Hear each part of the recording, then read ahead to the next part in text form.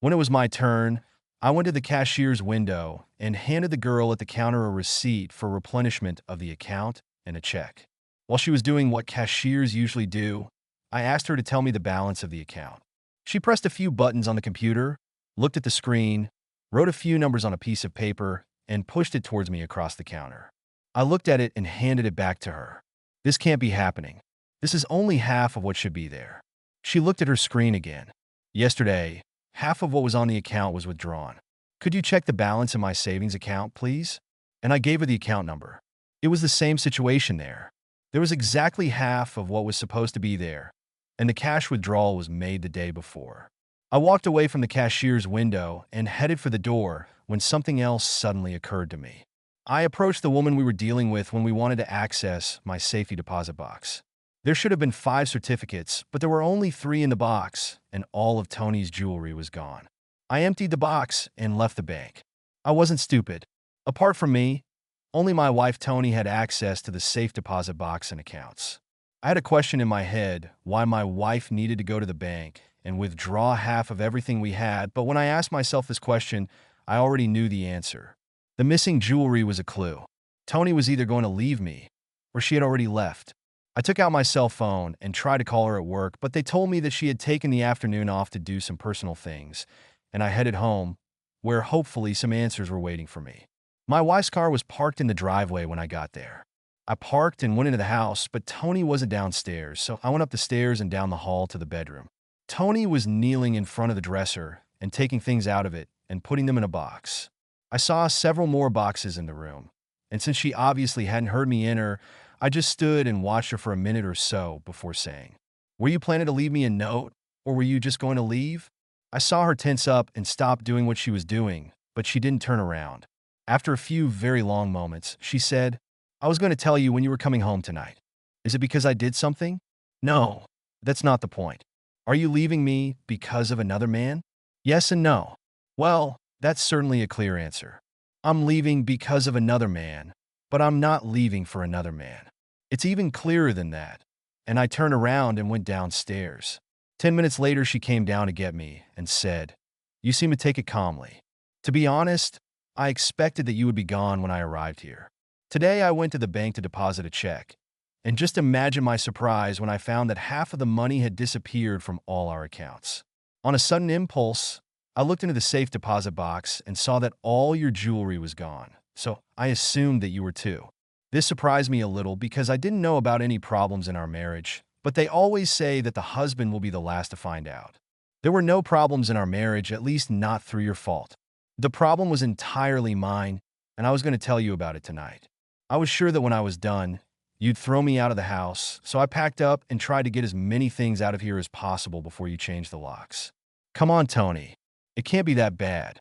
"Oh, yes, maybe, but first, before I tell you what I need to say, I want you to know that I love you with all my heart and soul.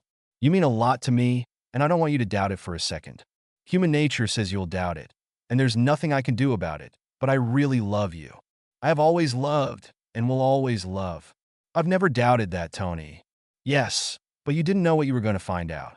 Do you remember that Christmas party at Eric's house 3 years ago? How could I forget? It was not the brightest moment in my life. Eric was the owner of the company I worked for. The party was not a truly joyful event. Business was slow, there were several layoffs, and everyone knew there would be more. I knew I was going to lose in the next round, and I felt sorry for myself. I drank too much and passed out. The next morning, I woke up with a headache and was somewhat surprised to find that I was in my own bed. I remember it. I said, all too well. It was after you passed out, and Eric had a couple of guys take you to his office and lay you on the couch. I drank a lot too, but not nearly as much as you, and Eric came up to me and said he was terribly sorry to lose such a talented person like you. I didn't understand what he was talking about because you never told me how bad things were at the company. I asked him what he meant, and he told me about the upcoming layoffs. I started crying. We just bought a new house and furniture, and you just bought a second car so I could drive it. We were up to our ears in debt, but it didn't bother us because you had a great job and you were making good money. I just got a job, but I wasn't paid enough to take us out if you were out of work. I told Eric all this, and then he told me that it shouldn't be like this.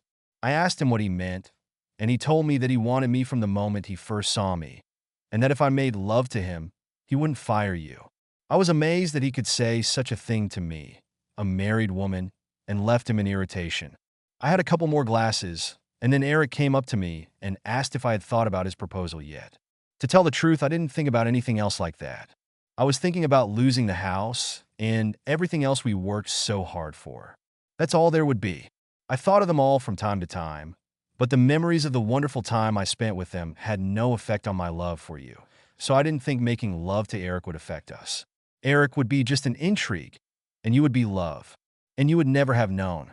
You were dead to the whole world, and neither Eric nor I would ever have told you about it. I told myself that if I did this, I would do it for us to secure our future. But even when I thought about it, I knew I just couldn't do it, and I told Eric that I could never do that to you, and I left him again. After a couple of drinks, he came up to me and said that the offer was still valid. By that time, I had convinced myself that we would be in trouble if you lost your job, and I hated the idea of us being left destitute and homeless. Oh, I know I'm over-dramatizing the situation, but at that moment I was almost out of my mind and couldn't think clearly. I told him he had to promise me that you'd never find out, and he promised. He promised, and then took my hand and led me to his bedroom.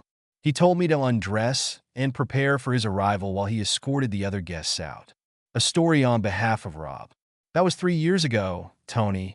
I never knew, and probably never would have known if you hadn't told me. Why in God's name didn't you just keep quiet about it? Because that's not all. It never stopped after that first time. Since then, I've been seeing Eric 2 or 3 times a week. Have you had an ongoing affair with my boss for over 3 years? Yes. And yet you can stand here and tell me that you love me and that I mean a lot to you. I'm sorry, Tony, but it just doesn't make sense. Eric wasn't out of love, Rob. So why now? What was the point of this confession when I obviously had no idea? Eric was pushing me to leave you and marry him. It seems that I am the only woman who has ever been able to fully satisfy him, and he wants me to become a permanent part of his life. I've been saying no for almost a year now. Why? He obviously has what you want and what you say you need. I don't like him. I love you. I like riding on his huge pole, but that's all. I convinced myself that I could get the best of both worlds, your love, and that it would work because you'd never know. I still don't understand. You were right. I didn't know. But you were doing well, so why tell me now? I wanted you to hear it from me, not from him. I owed you a lot. Why did I have to hear it from him?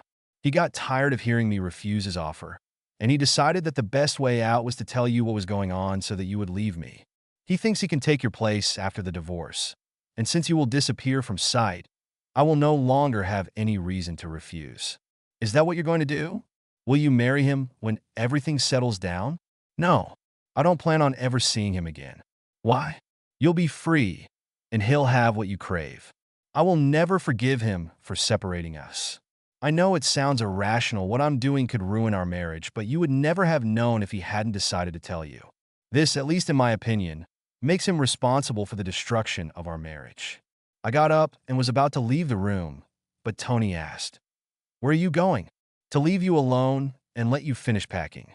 I saw a sad expression on her face and asked, "What? Did you think I'd just accept what you wanted to say and then say, 'It's okay, Tony, I still love you, and we'll get through this'? A girl can always hope. I'm sorry, Tony, but that's just not how I'm built." It broke my heart when I saw him like this and realized that it was all my fault. He shuffled into the visiting room with handcuffs on his wrists and shackles on his ankles.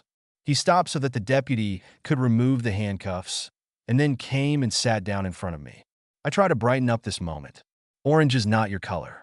The choice here is limited. To what do I owe the pleasure of seeing you? You're still my husband, Rob. At least until you're released and you can go to a divorce lawyer. But even a divorce won't change anything. I know I screwed up a lot with giving up on everyone else, but until death do us part, will always be with me. I love you to death, baby, and a divorce won't change that. I'm here so that we can sort out our stories. I could have waited until you were released on bail, but I do not know who you can talk to in that time, or what you can say. What does it mean to clarify our stories? I talked to the lawyer, and he said it would be better for you if you pointed out that Eric was blackmailing me, and not just attacked him in a fit of jealousy. It wasn't a fit of jealousy. It was just a pretty abrupt resignation. I heard that you entered his office. He got up, wished you good morning, and you hit him with such force that he flew back, hit his head against the wall, and then fell to the floor. Then you said, "Consider me resigning, you fucking asshole," and hit him. Is that true? No. I hit him 11 times.